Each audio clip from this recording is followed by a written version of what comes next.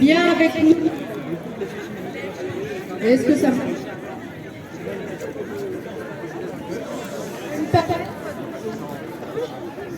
Je vais me permettre de faire une petite remise en perspective de notre présence ici. On est tous là, un certain nombre de médecins et étudiants à l'appel de médecins pour rétablir l'accès aux soins sans délai, urgemment.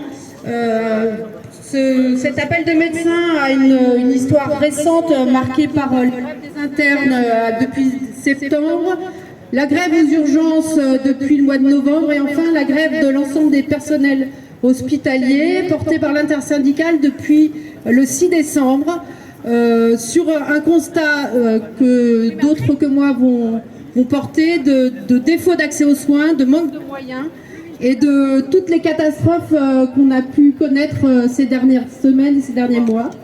On a en particulier une fermeture de lits qui est catastrophique ici à l'hôpital de Grenoble, à Voiron, sur la Val de Voiron, la fermeture des urgences de Voiron la nuit, les catastrophes en pédiatrie et en psychiatrie. Les suivants vont prendre la parole pour relayer tout ça.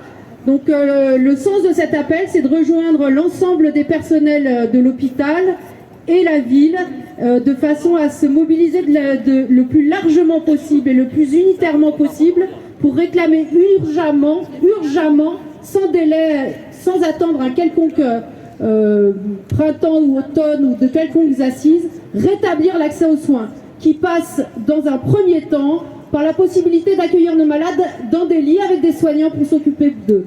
Donc des bras, des lits pour nos malades, des blocs pour nos malades. Voilà l'objet de cet appel. Il est à noter que cet appel est rejoint par de nombreux étudiants que vous voyez ici, parce qu'ils ont bien mesuré l'importance de ces enjeux. Il est important de dire que c'est donc une mobilisation qui est large, unitaire, avec l'ensemble des personnels et de l'intersyndicale qui est ici aussi présente. Et il est important de dire que c'est un appel qui est large, qui se lie à la ville. On a beaucoup de médecins libéraux qui ont signé cet appel parce qu'en ville, les médecins rencontrent les mêmes difficultés que nous. Ils ne peuvent pas hospitaliser leurs malades quand ils en ont besoin. Ils récupèrent des malades à la sortie de l'hôpital dont la gestion est incomplète. Et voilà, mise en danger des patients, mise en danger des équipes. Stop des bras, des lits.